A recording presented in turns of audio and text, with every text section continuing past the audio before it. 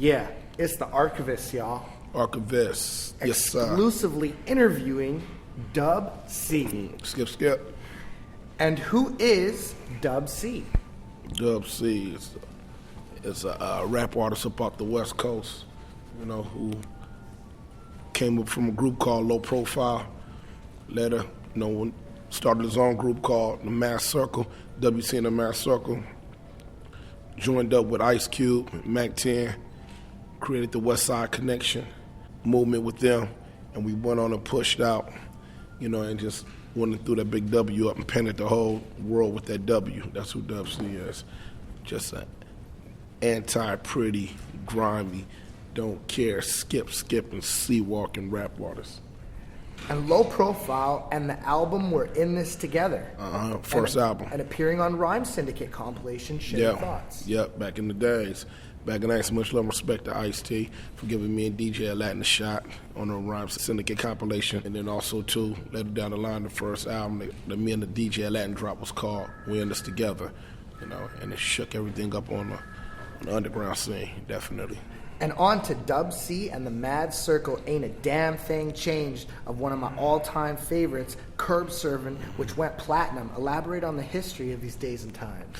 It was just good. WC and the Mad Circle album, Ain't a Damn Thing Changed, was a record that we had fun doing because we wanted to be different than what was out at the time. And we wanted, from being on the West Coast, and we just came with, with a look that was real grimy, and what we were saying at the time was, was something that a lot of cats wasn't, really used to hearing, but at the same time too, they was used to feeling that kind of music, so they was nine to it. But the words, what we was talking about, was on something, something totally different. We did a song called Dress Code.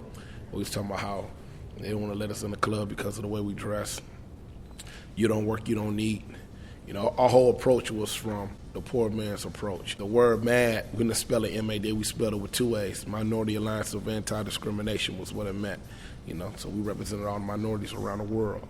And it was a good record.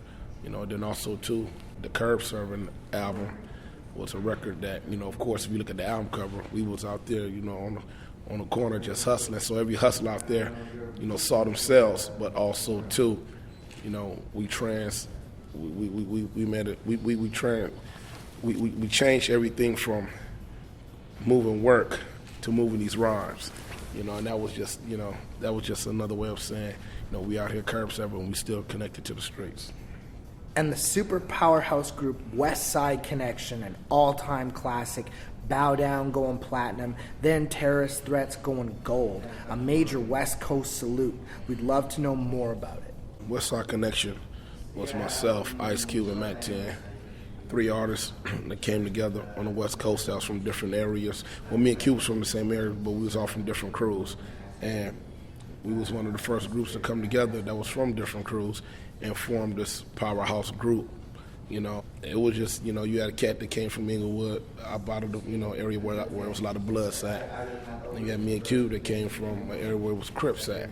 And Cube, by him always being, a rapper that was, really social conscious with his rhymes and stuff like that, he represented, that street political side. I represented that Crip side, and Mac represented that Blood side.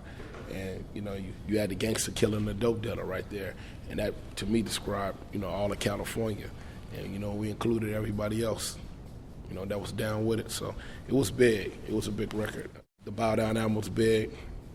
Terrorist Threats, came out. We made a lot of noise with Gangsta Nation, rest in peace, Nate Dogg, and the whole shebang. So.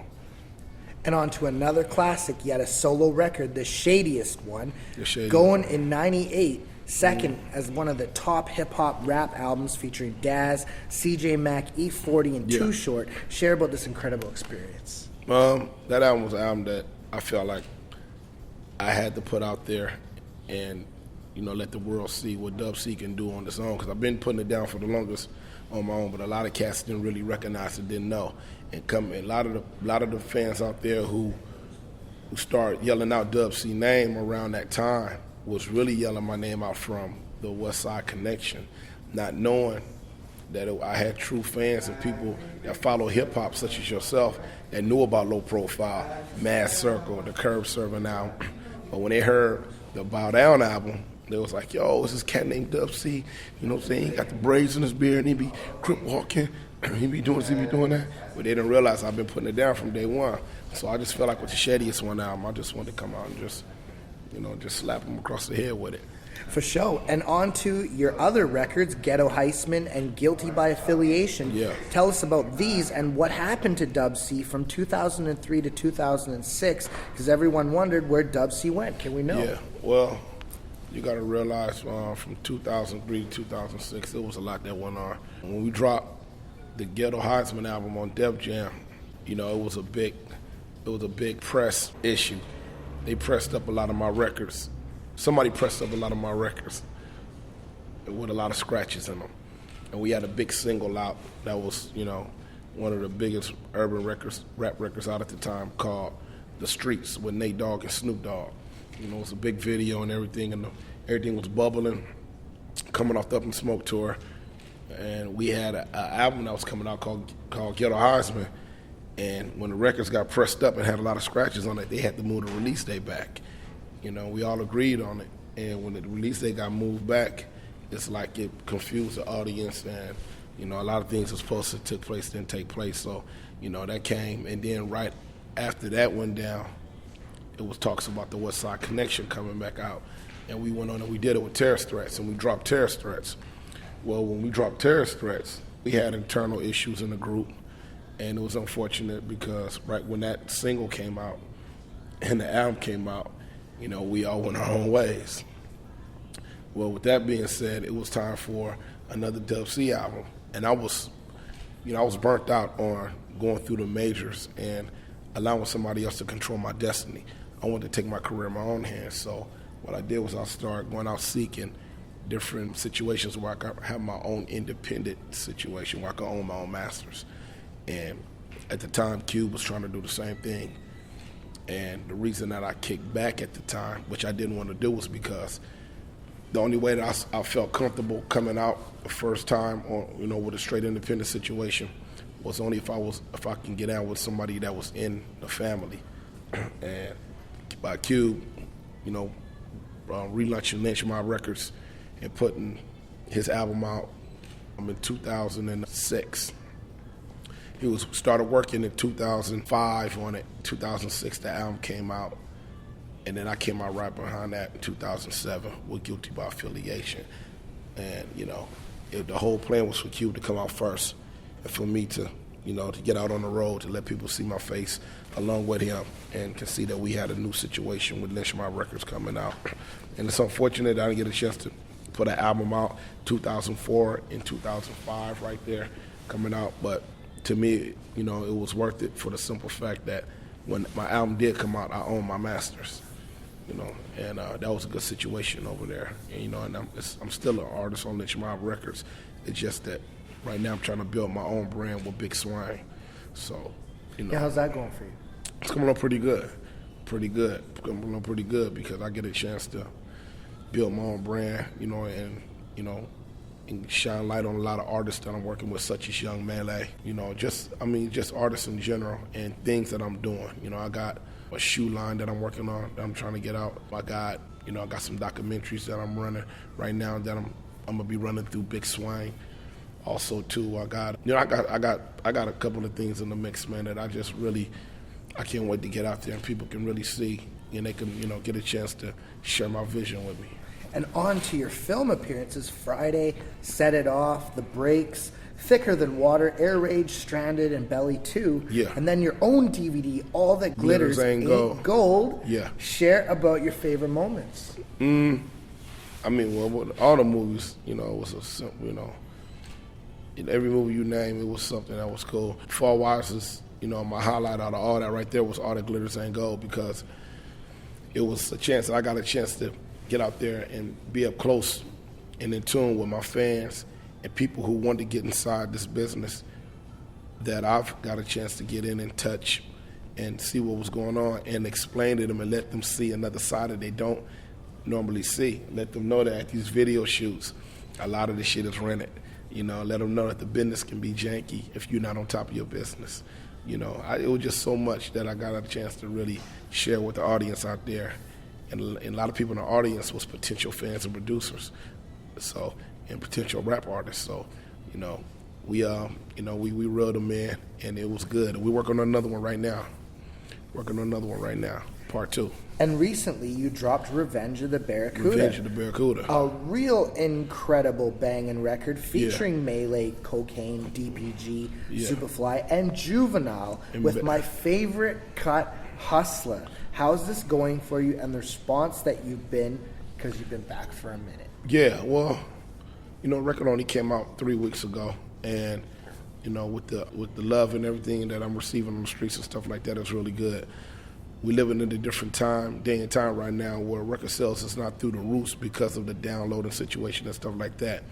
But also too, I'm appreciative because the material that I put out is solid, and the fans out there, they want to hear it, they want to see it, and I'm getting so many different calls from cats that want me to come out and jump on tour with them and go out and tour and get out. I was on tour before my album came out, and I'm on tour right now after my album is out. Amazing. So, and I'm with Cube. So I'm going to go back home, and I'm going to jump on the road, and go out and get my own thing going on. And, start beating the concrete up out there and let people know the Revenge of the Barracuda is out. And also, too, I got a couple of cats that I'm supposed to be going on the road with. So, y'all be looking out. There's been talks with Game. There's been talks about me getting out, going on the road with EPMD, D12, and just overseas and stuff like that. And in the States, I want everybody out there, keep your eyes open. Dub gonna be walking through a hood near you, for real. And the biggest crowd you've ever rocked?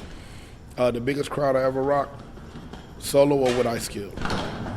Or just in general? Like to share? What solo and with Ice Cube? Well, solo, the biggest crowd I probably ever rocked was probably a Summer Jam. Was a Summer Jam crowd, where it just held, a lot of people. I don't know the capacity, but it was, it was big where everybody looked like ants. But far-wise, is the biggest stage that I've ever stood on was with Ice Cube overseas, and not just the people that are like ants. Everything was fuzzy, reflecting in the sun, and everything, the crowd, their hands, and the top of their fingertips and their head, it's just like a wave going back further as you can see, and that was right around the time when we first did a Lollapalooza, back in the days with the Red Hot Chili Peppers, but it was so many different spots we done been. I've been blessed. I think I'm one of the only few artists besides Public Enemy, Run DMC, a couple other cats that, they got a chance to really stand in front of, a big, stand on a big platform and stand before a lot of fans and still, get out here and still, make things happen. Me and Ice Cube has been really blessed because we done stood the test of time. We done been getting down from the early 90s, late 80s, early 90s to right now to still, going out to selling out crowds and stuff like that. And I don't know too many artists that from back then can still get out and do it, or has been doing it long as we've been doing it and making it happen. No disrespect to a lot of artists out there, because we grew up, watching a lot of artists on stage and learning. But we started back in the late 80s, early 90s, and to this day, I think we got one of the tightest shows out. And ain't too many people fucking with us. And the best West Coast hip-hop memory you've been part of or contributed to? Of course, was the Up in Smoke tour. Hands down. Up in Smoke tour, for everybody just coming together and, coming up under that W and rolling as one, and even though it was Dre tour, we all had our highlights on there. You go look at the Up in Smoke tour DVD, you're going to see Dub C-Walk. You're going to see me get my skip on across the stage in Boston on the East Coast. Which was love. You see Snoop Dogg, firing up that weed, talking about the sticky, icky weed. You see Dr. Dre, doing classic Dre, getting out there with the gangsta beats pounding, jumping out the 6'4". You saw Eminem getting down, who was endorsed by Dr. Dre. It was a lot of love, man. It was a lot of love, and one thing I will say is that being a part of that right there gave me so much exposure and opened me up to a whole nother audience, and I'm thankful. And you'd like to elaborate a little bit about sea walking? Oh yeah, I mean, it's something. It was a victory dance that was done in the neighborhood. Everybody know that. They don't, they know now. It was a victory dance that was done by a group of gang members called the Crips. Whenever, they just got through fighting, or before when they got hyped up and heard some music that made them want to go. And we was heavily influenced back then by Parliament Funkadelic and Roger Troutman and Zapp. So, when you hear them kind of beats and stuff, that's why the West Coast go crazy off of it, because that's something that we just grew up listening to. And by me coming up in the Crip neighborhood and stuff like that, that's the way that we boogie. They say gangsters don't dance, we boogie. Well, you can say whatever you want. When we dance, we sea walk, we boogie, we doing it, because it wasn't just a dance, it was a way of living. So, it was all good. It was all good, but, it's kind of crazy because I see cats doing it now who don't have no idea what they're doing, and it's just funny because, it's the same, that same dancer, have you laying in the ambulance if you're not careful. And you got any shouts? Yeah. I want everybody out there to go grab my new album, Revenge of the Barracuda. Be looking out for that new Dub C and Das album called West Coast Gangsta Shit. Also, too, be looking out for that new CT experience called The Demo. I want y'all to be looking out for Melee album coming out. I just want everybody out there to go out, and support the whole Big Swang movement. You go to dubconline.com, dubconline.com, that's DUBC online.com, or you go to the Real DUB WC, the Real Dub WC Twitter. Holler at me on there.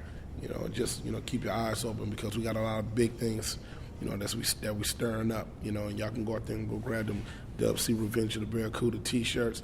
Be looking out for them Dub C shoes that's gonna be coming out before the end of the year. And just support the whole movement on the real. And thanks to Dub C and the Lynch Mob Records and capturing West Coast legacy history here in Canada. And this is the Archivest, and you already know the name, y'all. Yeah. Archivest, Dub Sizzle, a.k.a. Skip. Yeah.